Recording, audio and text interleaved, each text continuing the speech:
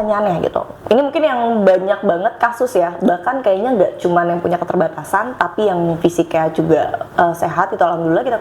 Yang lengkap pun kadang ada kasus pembulian. Bener Kak. Pernah dibully nggak? Dibully pernah, bahkan bisa dibilang sering sih Kak. Oh sering? Ya jangankan yang keterbatasan ya, yang benar Kakak bilang tadi, yang normal aja kan masih sering dibully, Iya. apalagi yang keterbatasan. Betul. Dia bilang kayak gini, lu ya orang buntung, udah kayak buntung, sakit-sakitan mulu, kayak gak guna banget lu, beban doang lu buat orang tua. Itu tuh di situ tuh benar-benar rasanya kayak jelek banget Jelek itu. ya? Selama 1 minggu ya Kak, awal-awal sekolah itu aku benar-benar ngerasa kayak capek, ngerasa males buat sekolah Kak. Sampai Serius. segitunya ya? Iya, sampai segitunya. Bahkan aku tuh banyak banget nggak sekolahnya waktu itu, banyak banget izin, banyak banget alasannya. Padahal di balik itu tuh aku ya lagi ngerasa down.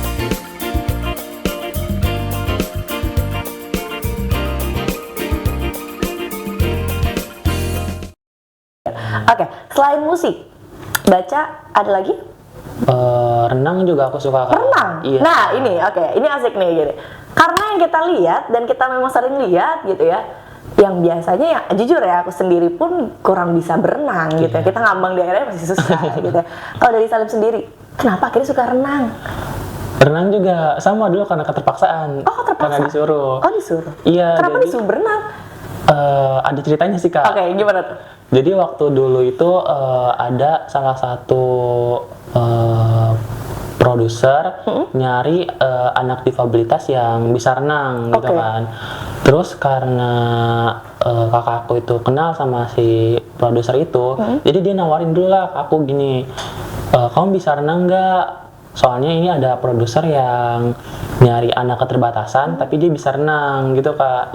Cuma karena aku itu emang anaknya gimana ya udahlah maju aja dulu biarpun gak bisa gitu kan. Ya. Jadi ya udahlah aku bilang ya udah Kak, aku bisa, aku sanggup gitu kan. Modal nekat ya. Modal nekat. Modal nekat. Oke. Nah, udah gitu kan waktu dites sama si produsernya itu ternyata aku nggak bisa. Aku cuma bisa ngambang doang. Iya. Nah, udah gitu sempat bingung juga tuh Kak si produsernya tuh buat ngambil aku atau enggak, karena kan selain aku juga ada yang lain gitu yang lebih jago kan, yang jelas-jelas prestasinya itu lebih lah dibanding aku. Cuma emang karena rezeki ternyata si produser itu milih aku Kak. Nah dari situ tuh aku dikasih guru lah buat ngajar aku les renang. Pernah tenggelam nggak? Kalau tenggelam pernah. Pernah. Cara naiknya gimana? Cara naiknya kalau seingat aku ya, aku selalu dengerin kata coach kan, kalau misalkan lo udah panik di dalam air, lo udah mulai ngerasa nggak kuat nih, lo udah mulai ngerasa mau kelelep, ya udah lo tenang aja, tenang. Kalau seandainya lo tenang tuh sendirinya lo bakal bisa ngambang sendiri. Nah di situ aku nerapin cara yang coach aku kasih kan ya. Nah ya udah kalau seandainya nanti suatu saat atau pas lagi renang aku ngerasa udah capek, udah nggak kuat gitu ya, udah mau tenggelam, ya udah aku tenang, itu nanti bakal bisa ngatasin sendiri. Bener. Tapi nggak pernah sampai yang bener-bener kayak lu bingung harus gimana gitu? Pernah. Nah itu gimana caranya? Waktu itu sih karena awal-awal mungkin ya kayak aku belum tahu caranya, dan waktu itu dibantu juga kan sama kakakku, karena aku kan kalau les renang tuh kan pasti ditemenin sama kakak kan. Nah itu tuh mungkin karena dia shock dan coachnya juga itu lagi ke kamar mandi kan. Jadi kakak aku tuh langsung nyebur Kak ke kolam renang. Kakak kamu bisa berenang? Bisa, tapi nggak terlalu jago. Tapi nggak terlalu jago, Iya. Sedangkan mau ngebantu orang tenggelam. Iya. Apalagi kan itu kolamnya tuh benar-benar tinggi kan. Dan bukannya ngebantu, malah kita sama-sama tenggelam. Oh iya? Iya gitu. Terus akhirnya bisa itu selamat? Terus akhirnya bisa karena dibantu sama coach. Dibantu sama coach ya. Ini unik juga ya, karena dari yang kita cerita tentang renang juga gitu, karena aku sendiri jadi malu karena nggak bisa berenang. Serius nggak bisa kepek-kepek doang gitu kan. Kita ngomongin, kita mau ngambil topik mengenai literasi gitu. Karena tadi kita udah ngomongin passion gitu ya, ternyata passionnya musik, pun olahraga bisa gitu ya. Dan kita mau literasi. Salim di sini jadi duta baca Kabupaten Bekasi tahun 2022. Tingkat SMP ya. Benar. Tapi sekarang udah SMA. Kelas 10 berarti ikutnya waktu kelas 3. Kelas 3. Kelas 3, kelas 9 ya. Kelas 9. Tahu duta baca dari mana?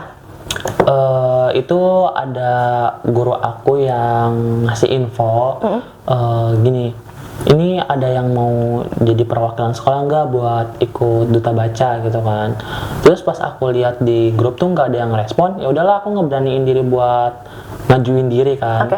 Tapi waktu aku ngajuin diri tuh ya respon gurunya kayak nggak yakin Kak. Kayak nggak mungkin kalau lu mah gitu kan. Iya. Nah terus udah gitu nggak udahlah Kak. Karena aku di situ tuh bener-bener ngerasa ini kok kayak ngeremehin banget Ngeremehin sih. ya. Iya, di situ aku terpancing lah Kak buat oke, lihat ini, gue pasti bakal lolos gitu kan dalam hati itu. Nah, singkat cerita gitu ya, tiba-tiba tuh nggak tahu kenapa aku malah ngerasa down lagi. Karena Ini udah daftar belum? itu belum. Oh belum, oke. Masih berpikir untuk ikutan. Bener, karena kan setahu aku tuh seorang duta tuh harus tinggi, terus penampilannya harus menarik, harus smart gitu kan. Sedangkan aku tuh masih sangat jauh dari 3 poin tersebut. Iya, oke. Nah cuma karena ya lagi-lagi karena support orang tua gitu ya, kata orang tua ya udah maju aja dulu, masalah lolos apa enggak masalah belakangan gitu kan. Nah terus aku ngayakin diri lah, ya udahlah ya kita coba aja dulu, bener kata orang tua gua. Nah udah gitu aku tanyalah kan ke kakak panitia lomba duta bacanya itu kan. Aku nanya gini, Kak, kalau misalkan mau join duta baca Kabupaten Bekasi itu ini enggak sih, tingginya ngaruh enggak sih, kata aku gitu. Nanya nih. Iya, karena aku bener-bener ngerasa takut gitu kan. Terus dia jawab tuh, tapi jawabnya tuh bener-bener lama banget Kak. Jadi selama nunggu jawaban itu aku overthinking buat tidak. Overthinking. Iya. Deg-degan karena kayak nunggu keputusan ini bisa apa nggak ikutan gitu ya. Itu sampai nggak bisa tidur Kak. Oh iya? Bener. Berapa hari itu? Itu aku nanyanya tuh siang-siang kayaknya jam 12 gitu, dijawabnya tuh besok paginya. Oh besok paginya, oke, masih yang ya nggak sampai 24 jam, cuman lama sih kalau emang nunggu gitu. Bener. Ya. Oke, terus? Nah udah gitu dia jawab katanya enggak kok, kalau misalkan tinggi tuh enggak mempengaruhi buat penilaian. Ya udahlah, di situ aku langsung wah alhamdulillah ya Allah, itu di situ benar-benar sujud syukur banget kan. Udah aku daftar, ditemenin sama kakak aku kan, dari mulai bikin video terus wawancara segala macam. Dan aku tuh nggak bakal ekspektasi buat lolos Kak. Karena waktu aku ngeliat daftar pesertanya tuh kayak wah ini mah orang-orang pintar semua kayaknya nih, apalagi sekolahnya di sekolah-sekolah favorit gitu kan. Iya, oke. Insecure lagi tuh pas tahu. bener. Nah terus udah gitu waktu hari pengumumannya tuh kan yang mau kan lagi ada di Karawang kan, lagi nggak ada di rumah. Itu biarpun aku lagi di Karawang tuh pikiran tuh kemana-mana itu bener-bener nggak fokus.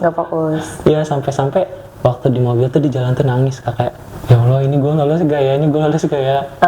Dan alhamdulillah emang rezekinya waktu sampai rumah lagi buka IG ternyata aku lolos Kak. Ada namanya nih. Ada namanya. Di situ bener-bener jingkrak bener.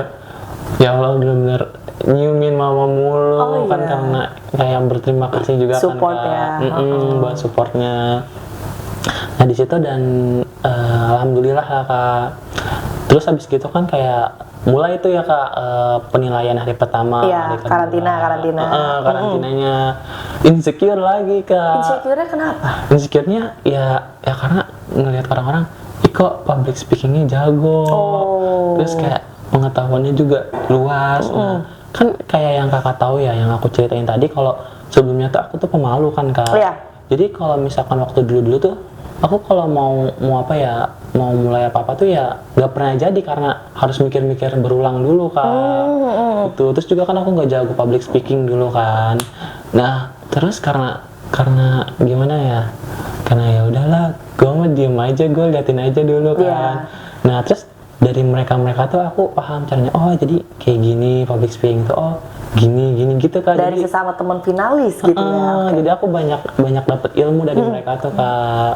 Oke, jadi kayak yang tadinya gitu overthinking yang kayak, duh ini gue bisa nggak ya gitu kan, terus kayak akhirnya mencoba lolos gitu kan, yang tadi nggak ngerti juga bingung karena saingannya mungkin kelihatannya tuh bener-bener dan emang terbukti pintar-pintar gitu ya, dan akhirnya belajar di sana gitu ya. Oke, kalau kita ngomongin tentang duta baca itu kan pasti sanggup sama literasi. Benar. Gitu ya. Dikenalin kan kita kadang di zaman sekarang pun orang-orang bahkan orang tua nggak tahu caranya ngenalin literasi ke anak tuh gimana. Karena sekarang anak juga banyak yang megang HP ya. Di umur 3-2 tahun tuh udah megang HP gitu ya.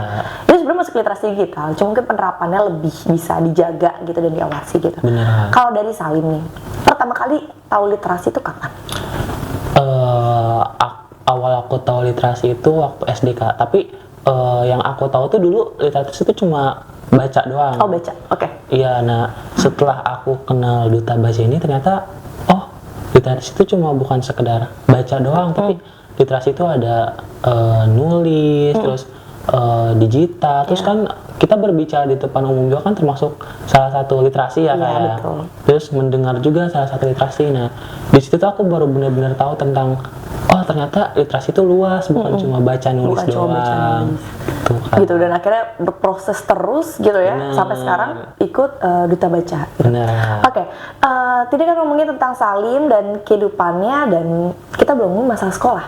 Mungkin ini yang menjadi segmen yang mungkin jadi favorit karena buat teman-teman tahu aja kalau Salim itu dapat di SMA favorit ya, SMA Negeri 1 Cikarang Selatan ya. Itu di SMA gitu ya. Gimana sih hal yang menarik yang Salim temui di SMA? Hal yang paling menarik ya mungkin dari apanya ya Kak, teman-temannya sih. Karena ada sebagian yang benar-benar nge-support aku waktu aku dibully itu. Terus juga aku kan emang benar-benar suka musik ya kayak. Kebetulan di sekolah juga aku ikutan eskul seni musik. Nah jadi tuh yang bikin aku semangat lagi buat sekolah tuh yaitu dari eskul itu. Ya itu bikin kayak aku tertarik banget buat masuk situ ya. Oke, kalau misalnya tadi kita udah ngeliat kilas balik kehidupan Salim gitu ya, dari yang tahu gitu ya ada keterbatasan fisik gitu ya, pun pernah ngerasa kayak dibully, pernah ngerasa kayak di posisi terendah, insecure gitu karena mulai sekarang tipis-tipis ngelawan itu dengan prestasi. Nih gue tahu, gue percaya diri, duta baca masuk, gue percaya diri musik nih buktiin, terus renang yang tadi diceritain gitu ya. Boleh nggak sih kasih cerita, bukan cerita ya, lebih kayak closing statement atau lebih ke kayak semangat gitu ya, rasa semangat buat teman-teman yang nonton gitu ya, terkhusus yang memang punya keterbatasan gitu ya.